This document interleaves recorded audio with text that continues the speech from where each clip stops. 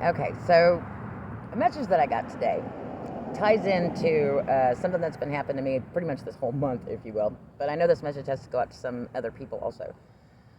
Anyway, the thing is, okay, so ever since I moved into my new place, I've had this crazy idea of creating my own tarot deck. Now, I know, okay, bear with me here. It's going to sound kind of crazy because I've never had this kind of idea, like ever.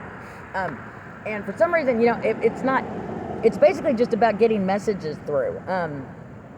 Channeling messages, but anyway, because I've been looking for these 3x5 cards that I have and all this stuff.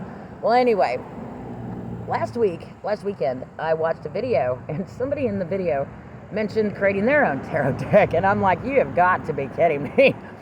And and it struck me as odd because I'd even considered for a moment, I'm like, when it comes to the artistry of the one I want to create, somebody popped into my head on who could do that. But anyway, regardless, ever since I heard that, what struck me as kind of odd is that desire has lessened a little bit. It's not as strong as it was. And I think I've kind of got my answer why today.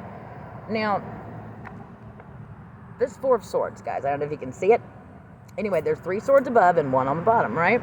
The Four of Swords typically is supposed to say it's somebody that's at peace, somebody that's respite, even like resting after an injury, or, it's not supposed to depict like death, it's supposed to be a nice card.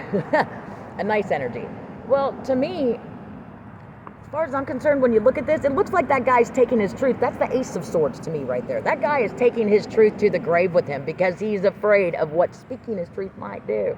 To his crown chakra, to his throat chakra, to his heart chakra, to his solar plexus, wherever the hell they're positioned. They're just worried about what speaking their truth might do or what it might break apart.